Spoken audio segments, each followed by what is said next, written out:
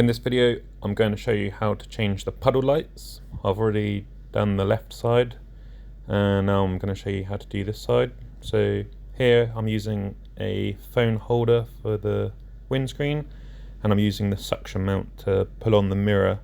You can grab hold of it with your hands either side, but the mirror is very delicate, so you might end up cracking it, so the suction mount just helps to pull it away a bit more easily and gently.